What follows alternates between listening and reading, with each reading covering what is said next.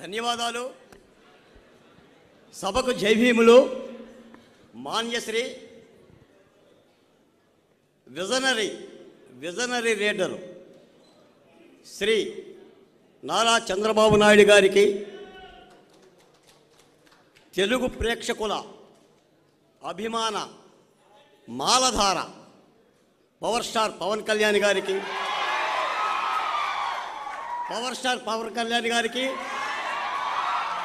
వేదికను అలంకరించిన సిపిఐ రామకృష్ణ గారికి, నా పెద్దలు, నా సోదరులు రామకృష్ణ గారికి, విశాలాంధ్ర ఎడిటర్ రామారావు గారికి, నా స్నేహితులు 572 పేజీల ఈ బరువైన పుస్తకాన్ని ఆంధ్ర రాష్ట్ర ప్రజలకి అంకితం చేసి ఇంతమంది కలయికకి కారణమైన ఆలపాటి సురేష్ కుమార్ గారికి ధన్యవాదాలు. మిత్రులారా, కవిని గన్న తల్లి గర్భంబు తన్యంబు, కృతిని కొన్నవాడు మృతుడుగాడు అంటాడు కవి సామ్రాట్ గుర్రం జాషువా. ఒక కవిని కన్న తల్లి ఆమె గర్భమే ధన్యము. ఈ కృతిని ఎవరైతే స్వీకరిస్తారో ఈ కావ్యం బతికున్నంత వరకు ఈ కృతిని కొన్నవాడు కూడా మృతుడుగాడు. ఇది ఒక చరిత్ర. నిన్న అమరావతి మహిళల ఉద్యమాలు, పోరాటాలు చూసిన తర్వాత నిన్న ఒక మాట విన్నారు. ఉయ్యాలలో బిడ్డలకు జోలపాట పాడే అమ్మ, ఉయ్యాలలోని బిడ్డలకు జోలపాట పాడే అమ్మ ఉద్యమాలలోకి వచ్చి జై కొడితే ఎలా ఉంటుంది అని. ఎలా ఉంటుంది? ప్రళయం వస్తుంది. జగన్మోహన్ రెడ్డి గారు దిగిపోయేలాగా. ఈ రాష్ట్రంలో జగన్మోహన్ రెడ్డి గారికి ఎదురెత వీధింది ఎవరు? రాజధాని ఉద్యమ రైతు మహిళ. మిత్రులారా, మొత్తం విధ్వంసం. నేను సురేష్ గారిని అభినందిస్తున్నా. 2019 మే పదవీ స్వీకారం చేసిన దగ్గర నుంచి జగన్మోహన్ రెడ్డి గారు ఒక ప్రభుత్వ స్థలంలో ప్రభుత్వ సొమ్ముతో కుప్పగొల్చిన ప్రజావేదిక ఇప్పటికీ ఆ శకలాన్ని తొలగించలా. దాని నిర్మాణం చేసిన చంద్రబాబు నాయుడు గారు వస్తూ పోతూ చూస్తూ ఉండాలని. ఇంత క్రూరత్వమా?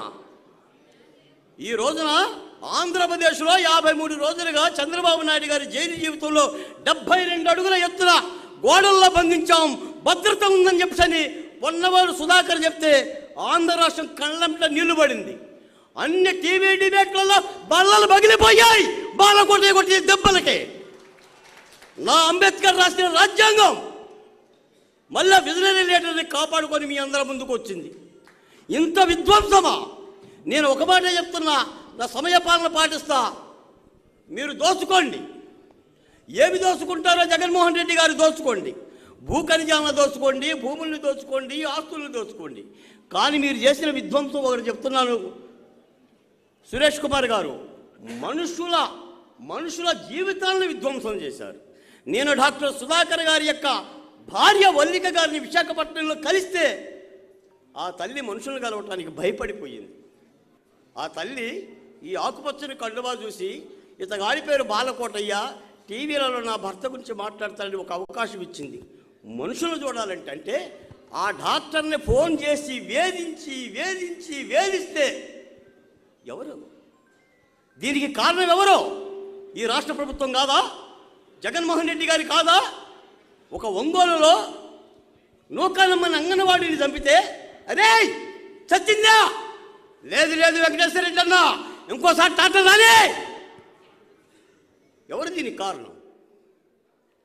4 బిడ్డలతో అబ్దుల్ సలాం పాణ్యం రైలు పట్టాల మీద పట్టుకొని, నానా నేను చావను నాన్న, 12 ఏళ్ల కూతురు, నేను వెళ్ళిపోతాను నాన్న అంటే పట్టుకొని, అమ్మ నువ్వు వెళ్ళిపోతే నీకు అన్నం ఎవరు పెడతారే, బడికెవడు పంపిస్తాడు, చదువు ఎవడు చెప్పిస్తాడు, రా చచ్చిపోదామన్న ప్రభుత్వం పరిపాలన ఎప్పుడైనా చూశారా మీరు?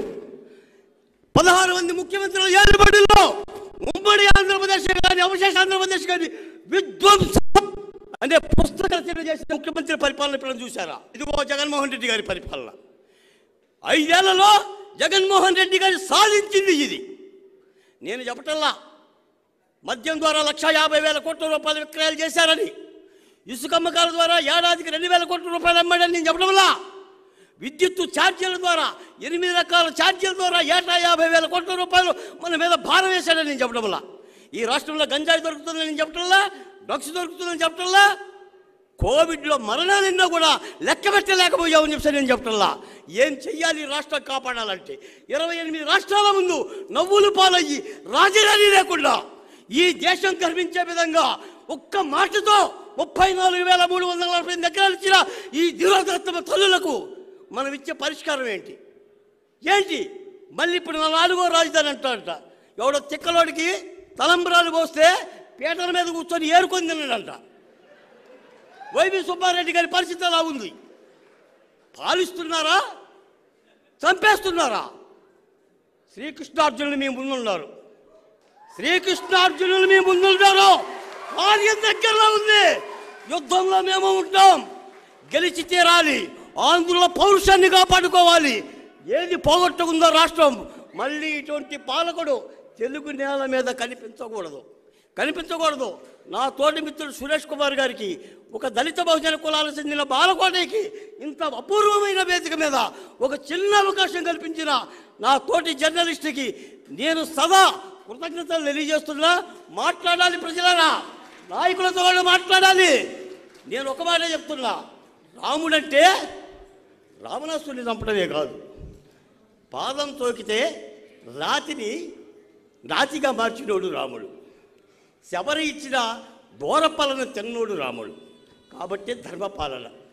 కృష్ణ భగవానుడంటే కుచేలుడు తెచ్చిన అటుకుల్ని అంతే ఆప్యాయంగా తిన్నవాడు. పాలకులకు ఆ ప్రేమ ఉండాలి, ప్రజల పట్ల ఆ నీతి ఉండాలి. అలాంటి యుద్ధం జరగాలి. గెలిచి తీరుతాం, ఈ రాష్ట్రాన్ని మార్చుకొని తీరుతాం. నాకు ఇచ్చిన అవకాశానికి మరోమారు ధన్యవాదాలు తెలియజేస్తూ సెలవు తీసుకుంటున్నాను. జై భీమ్, జై అంబేద్కర్.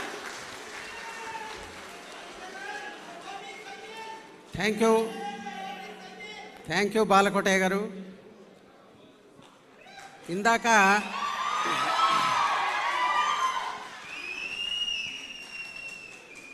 ఇందాక ఆఫీస్ నుంచి వస్తూ ఉంటే రామకృష్ణ గారు